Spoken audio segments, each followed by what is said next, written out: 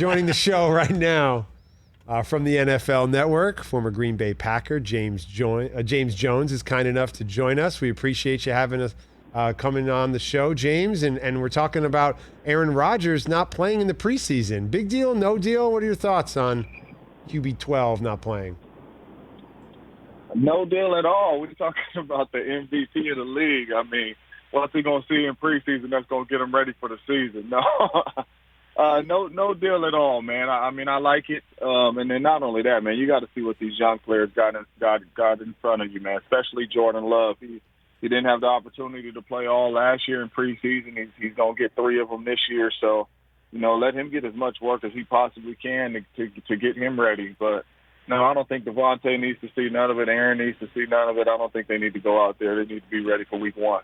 As someone who knows that organization well, do you think there's any type of hangover around the Packers franchise about how everything with Aaron played out over the summer and the uncertainty? And yes, they did get to a place of mutual understanding, but is there any kind of ripple effect from Aaron's conversations with them this summer?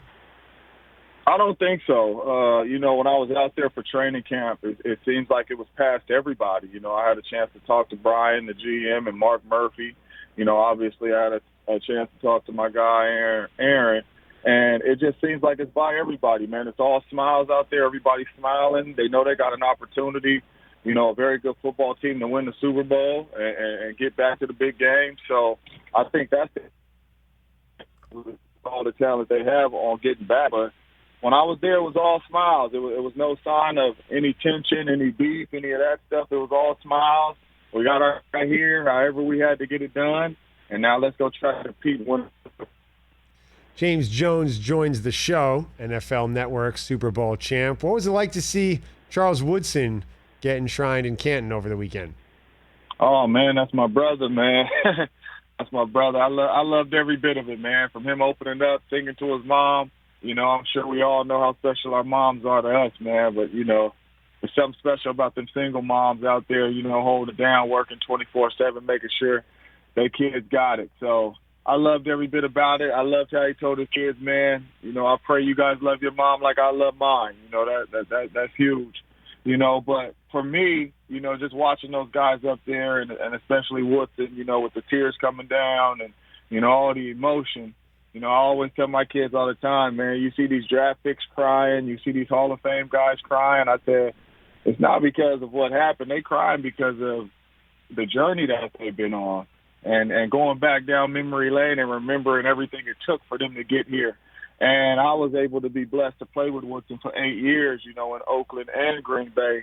And just to see the work that he puts in, man, the time, the effort, on top of him being a special athlete, just to sacrifice the work that he puts in, each and every week, each and every day, every off season. It was special to see my brother get in there. Let's go from the Green Bay Packers to the Las Vegas Raiders. Every time I'm in Vegas and I see that stadium sitting right there by the Mandalay Bay, I go, man, it is going to be nuts. When fans start coming, the team's any good, this place is going to just be insane. You were out at Raiders camp. What's the vibe like around the Las Vegas Raiders? That's how you explained it. It's about to be nuts out there, man. It's about to be rocking. And that's how they practicing, man. The energy, the effort, it's turned up out there. They know that, fans is coming in the building. Year 4 for Coach Gruden. It's time to go to work. It's not time to be 8-8 anymore. It's time to go to work. Some good pieces over there that they're excited about.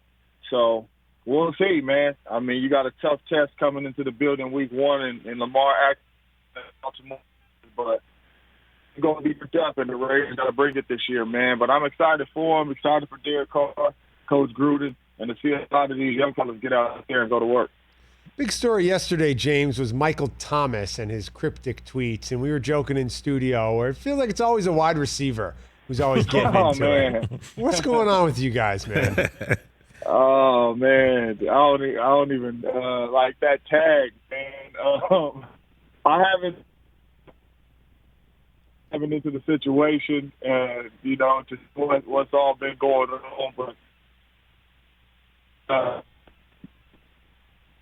some stuff you just need to keep house. That's it. work it out with the family, whatever feel working out between the family. Talk to the coach one-on-one, but, everybody, a special player, so hopefully they could keep him happy because they need him around, man. You already lost Drew Brees. You don't need to lose arguably the best receiver in the game, so whatever they got to do, keep him happy, get this thing rolling when he's back from his injury so they could get off on the right foot. James Jones joins the show, NFL Network Analyst, Super Bowl champion. Ben Lyons in for Rich on the Rich Eisen Show. You notice how once I start calling out wide receivers, James's cell phone reception kind of goes a little spotty? You notice that, right? It's not by accident. Then all I do is tap a little thing on my phone and, make it static a little bit once you start talking about the receivers. Yeah, wide receivers are always the one having problems. Oh, I'm sorry, I got a bad connection. I can't hear you. Yeah. Hey, speaking of another wide receiver, I know you got big expectations for OBJ this year in Cleveland. What are you expecting for him this season? I do, man. I just, talking to him and being around him, man, he's just hungry. And it's not even what he's saying, it's just how he's looking, what he's doing. You could tell that he's just mentally ready. You could tell, because when I was with him in the Giants for that training camp before I had a chance to go back to Green Bay and finish my career, OBJ was an absolute dog. He didn't care who threw him the ball. He didn't care what route he was running. Just put it over there in my area, and I promise you I'll make the New York Giants look good. I'll make Eli Manning look good. I'll make everybody in this place look good, and we'll win some ball games. And when I talk to him and I see him, that's the mindset he has. He's back to that dog mentality that, no matter what's going on, hey, swing the ball my way, and I'm going to make a play and show everybody that I'm still one of the best in this game. Well said, James. There's definitely a difference in the appetite size between hungry and hungry. I feel like when guys are hungry, it's just like a deeper level of wanting to eat. So I totally get it with OBJ. Let's stay in the division, shall we? Lamar Jackson now diagnosed with COVID for a second time, yet refusing to get vaccinated. It's a reminder that this is going to be an issue and a conversation that will be around this upcoming season. Talk to me your thoughts just about players and their relationships with the vaccine. And when you're hearing these stories come out of the different camps, how does it make you feel? Well, I mean, everybody's entitled to doing what they want to do, man. And, having their own opinions about the shot and things like that. My only thing is if you don't get the shot, you're going to have to live in the bubble again, the whole season. It's no going to restaurants or doing all that type stuff or, getting caught at any events with your mask off and all that type stuff. You're going to be getting fined by your team, by the NFL and all that. So you're going to have to live in the bubble. So if that's what you want to do for that season, and not get the shot, then that's what you want to do, For me, it's bigger than me. Like if I'm around people every single day and I'm committed to playing in a football season, and I'm coming home to my two little kids and my wife, I don't want to bring back nothing to them. So if I was playing, I would get the shot as a personal for me. Now for my teammates, I wouldn't be sitting there judging. I wouldn't be sitting there saying, hey man, to go do this, go do that, because everybody has their own opinion, shoot, maybe he's not taking the shot because, something bad happened to somebody that took the shot. I don't know, so it's a bunch of stuff that goes on with that. But for me, if I was still playing in this game and I said, okay, look I'm going out here, even though people can still catch COVID, but, I'm committed to playing, I would take the shot just so I could protect my family, that would be my decision. So, but for Lamar, I don't know. It's up to him, and he'll do what he feels is right for himself. James Jones joining the show, NFL Network Analyst, won a Super Bowl, and gets to that time of year where some players start to get that itch. They wish they were back out there. Others couldn't be happier that they don't have two-a-days on their calendar every August when it becomes training camp time. What are your thoughts? What are you feeling? Is there a part of you that wishes you were still out there, or are you at peace with the fact that you're able to visit these camps with Andrew Siciliano instead? Hey, man, I am at peace. I checked out the game at the right time. I know I did because I do not get the itch to play.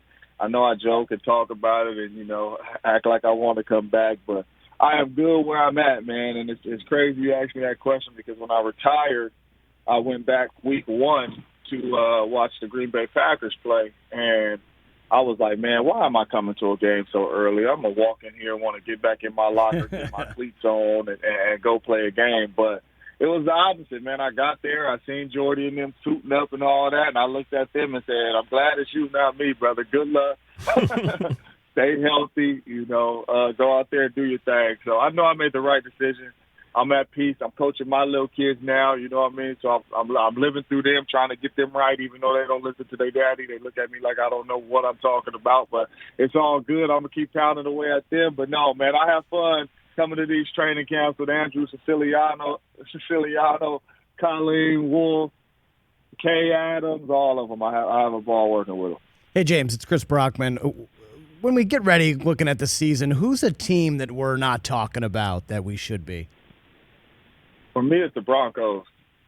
Every time somebody asks me, man, who's going to be that surprise team? Who's going to come out and, have a playoff season? And we be looking like, man, we weren't talking about them, man. For me, it's the Broncos. You look at this division, everybody's high on Herbert, who I am.